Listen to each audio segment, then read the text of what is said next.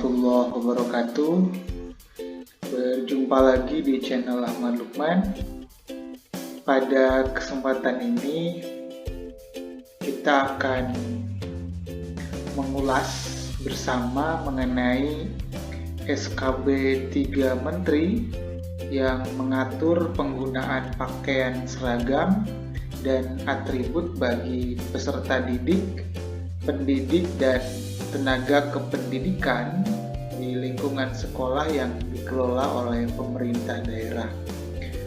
SKB ini cukup menyita perhatian publik. Banyak sekali perdebatan di berbagai kalangan, baik di media mainstream maupun di media sosial. Topik ini hangat diperbincangkan. Ada yang setuju dengan berbagai argumentasi. Mereka berharap bahwa SKB ini bisa mengakhiri polemik dan menguatkan semangat toleransi di lembaga pendidikan. Urusan tafsiran dan pengamalan agama peserta didik atau warga sekolah tidak boleh dipaksakan oleh negara. Biarlah menjadi tanggung jawab keluarganya.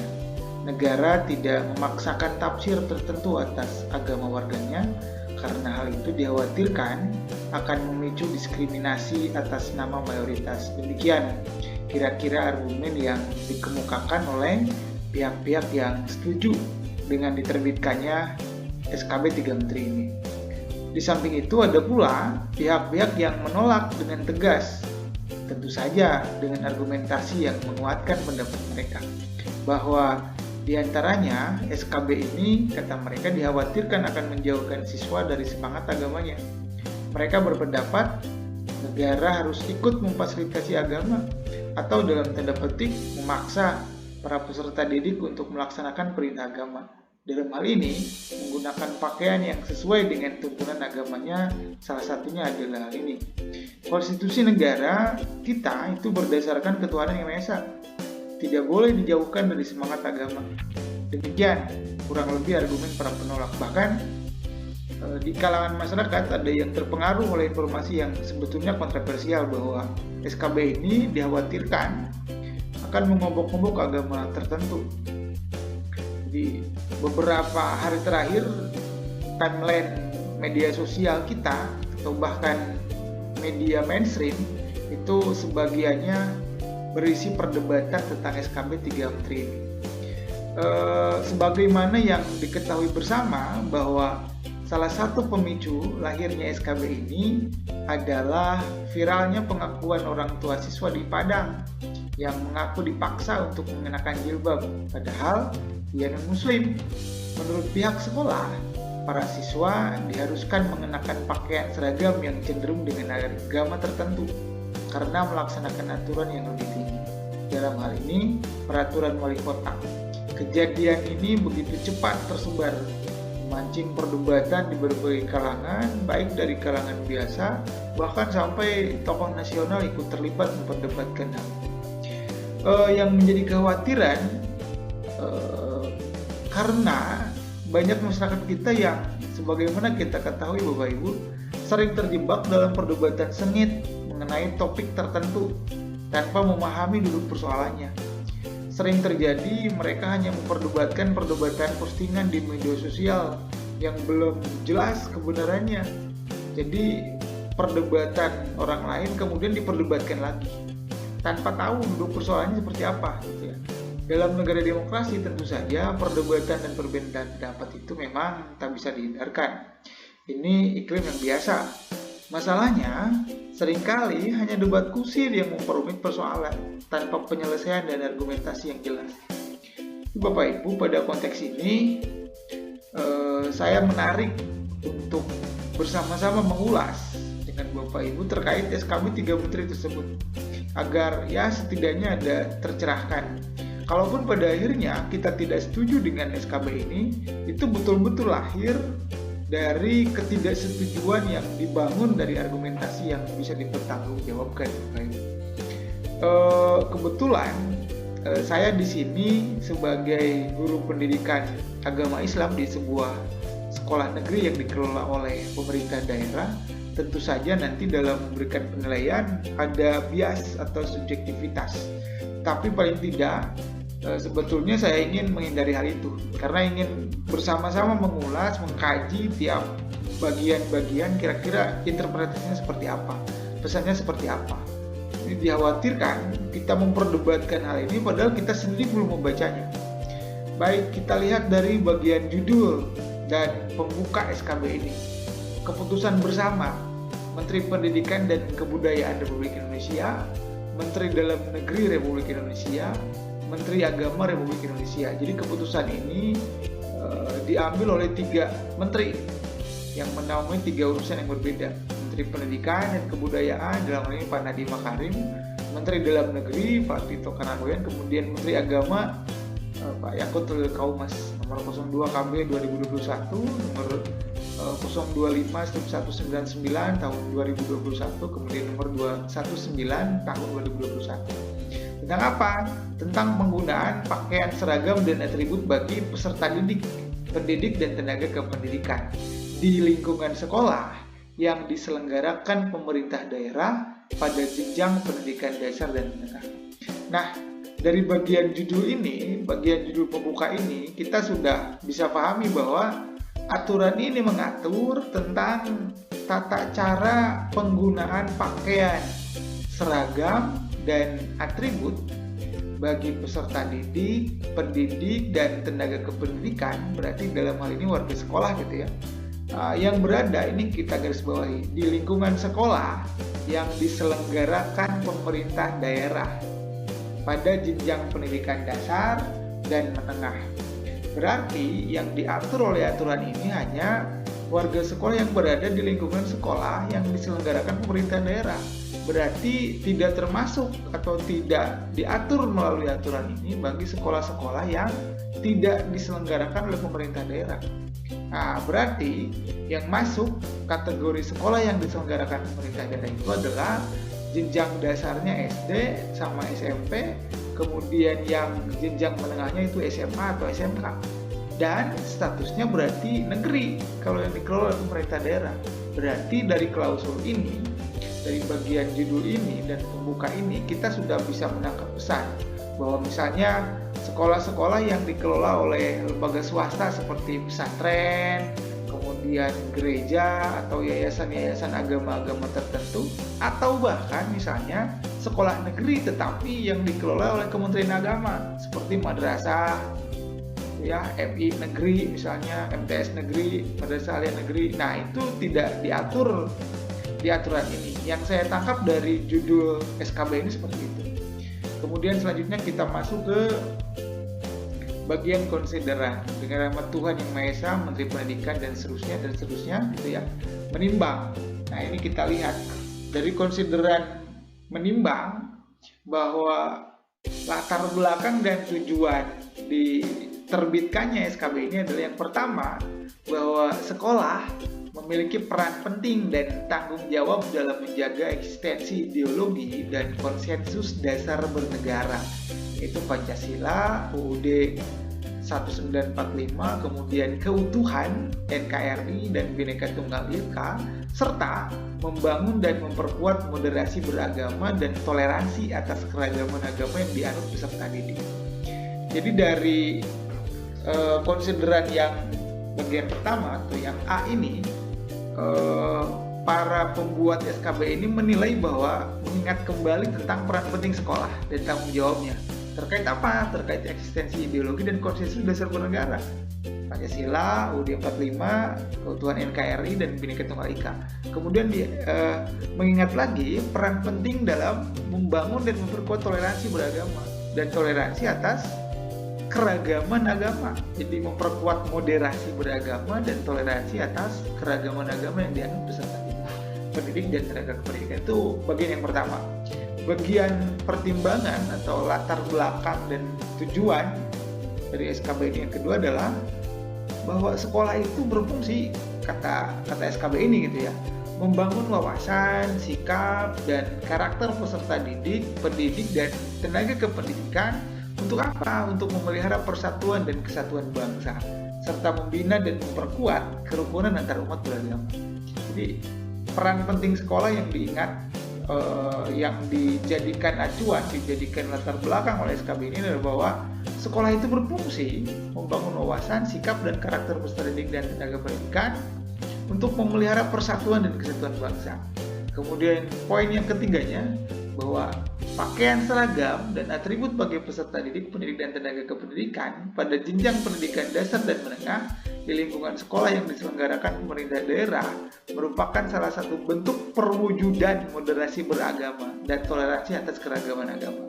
Di pakaian itu menunjukkan itu, menunjukkan moderasi beragama dan toleransi atas keragaman agama yang berada di warga sekolah tersebut, peserta didik, pendidik, dan tenaga pendidikan. Nah, sehingga dengan latar belakang itu, sehingga disusunlah SKB 3 Menteri ini.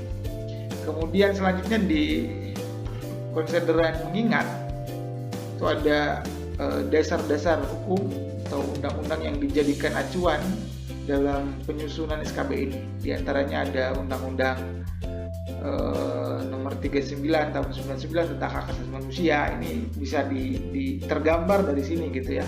Dasar-dasarnya tentang hak asasi manusia, tentang sistem pendidikan nasional, tentang pemerintah daerah, tentang peraturan pemerintah nomor 17 pengelolaan dan penyelenggaraan pendidikan, dan seterusnya. Aturannya ada sampai 12 yang mana itu dijadikan dasar gitu ya. Dijadikan dasar oleh para pemangku kepentingan yang menerbitkan SKB 3 Menteri ini. Nah, selanjutnya kita masuk ke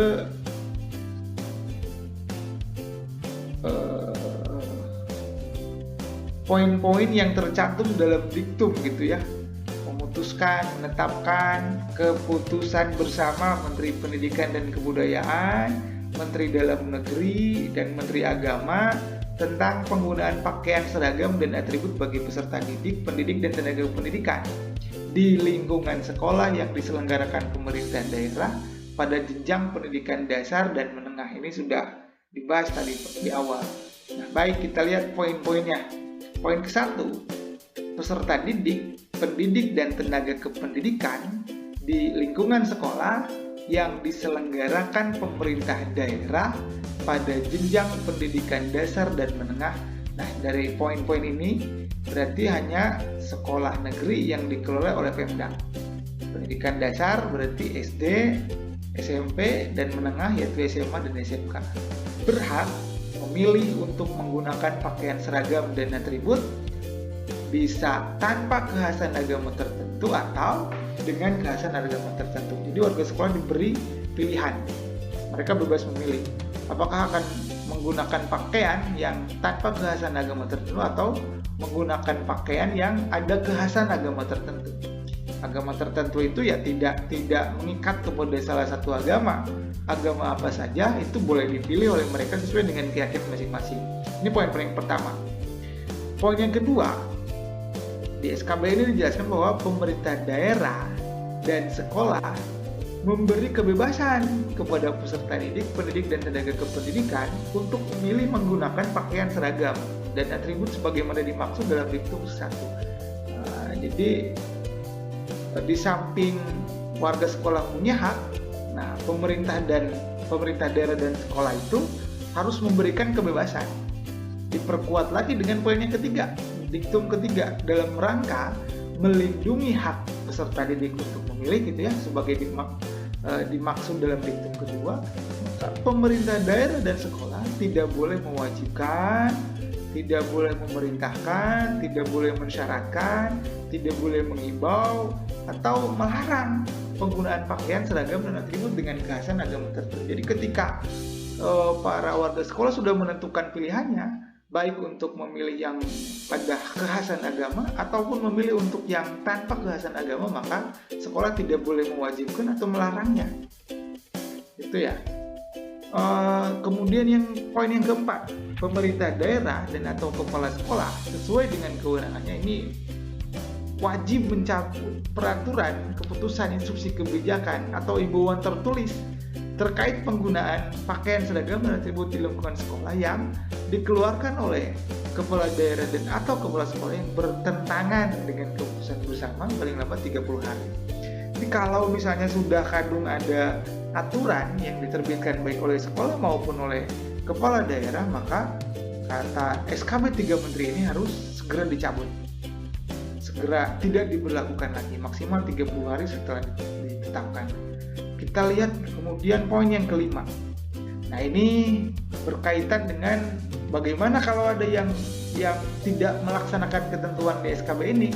Nah, yang di sini dijelaskan pemerintah daerah memberikan sanksi disiplin bagi kepala sekolah, pendidik, dan atau tenaga kependidikan yang bersangkutan sesuai dengan ketentuan perundang-undangan. Jadi Pemda harus memberi sanksi disiplin. Yang kedua, gubernur sebagai wakil pemerintah pusat memberikan sanksi kepada kepala daerah berupa teguran tertulis dan atau sanksi lainnya sesuai dengan ketentuan.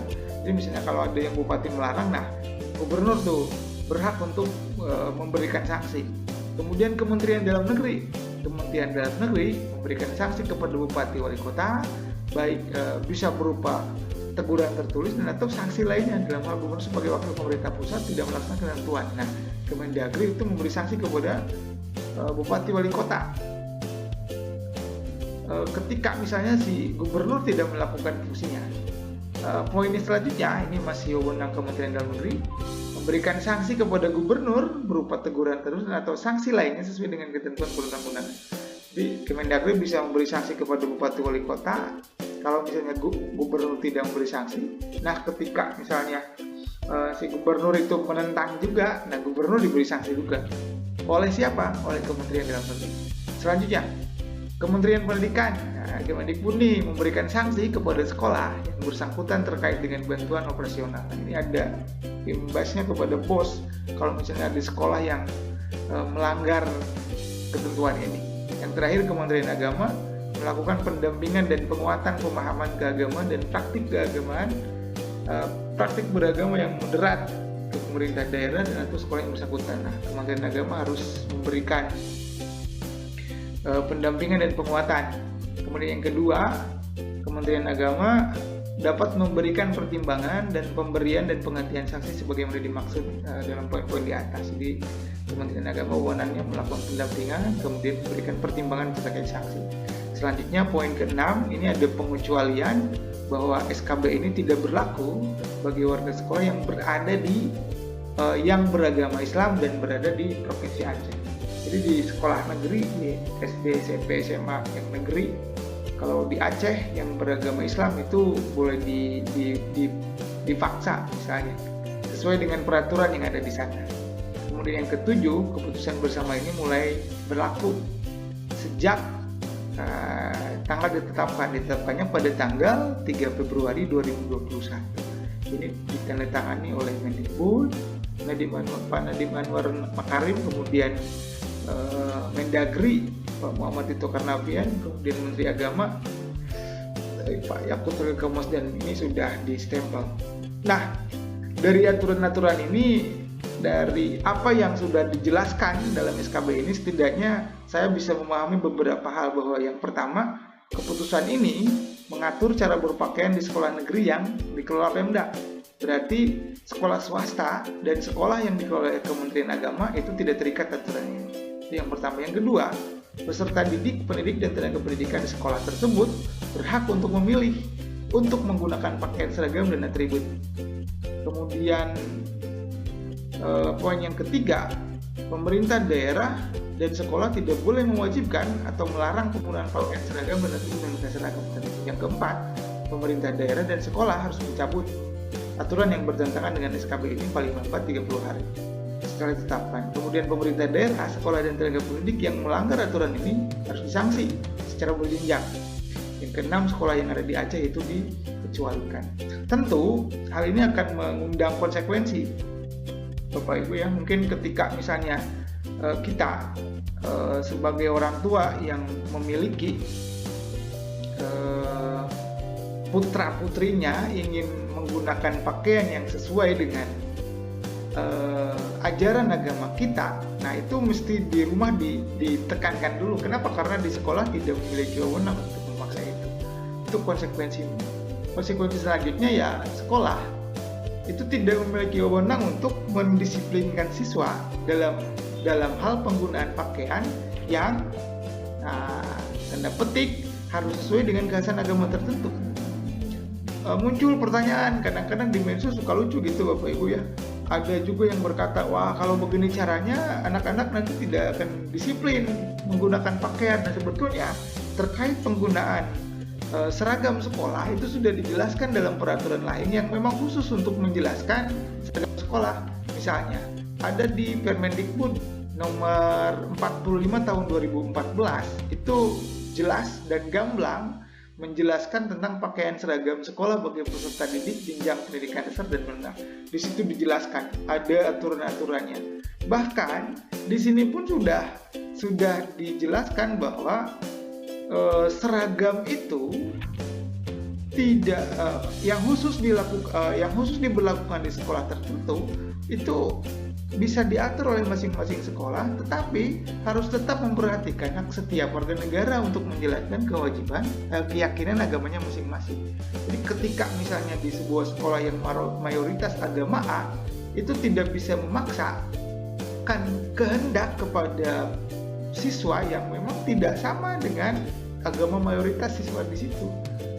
Jadi nggak bisa misalnya di satu daerah yang banyak keluarga muslim, kemudian ada minoritas siswa sekolah yang peserta didik yang non muslim. Nah di sekolah tidak bisa disamaratakan misalnya semua harus. Nah di sini sudah dijelaskan di aturan ini, jadi sudah semangatnya memang sudah seperti itu.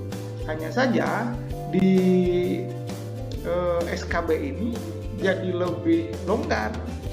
Artinya sebelumnya sekolah ada yang bisa memaksa misalnya warga sekolahnya untuk memakai pakaian yang sesuai dengan agama orang tersebut.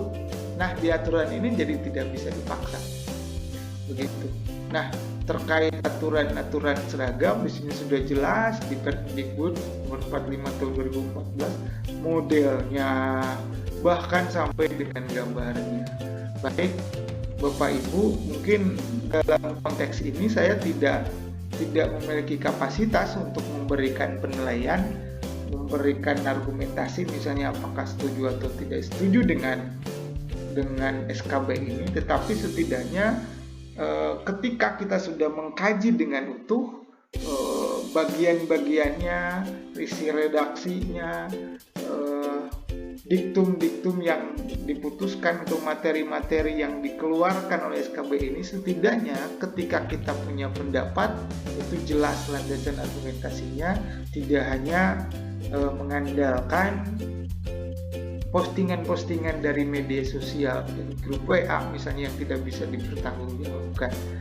Mungkin itu yang bisa saya sampaikan. Mudah-mudahan ini ada hikmahnya untuk kita sekalian. Kalau misalnya ada tanggapan atau ada yang ingin didiskusikan, boleh Bapak Ibu di komentar di kolom komentar.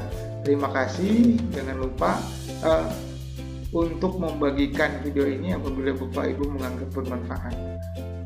Sampai jumpa di video berikutnya. Assalamualaikum warahmatullahi wabarakatuh.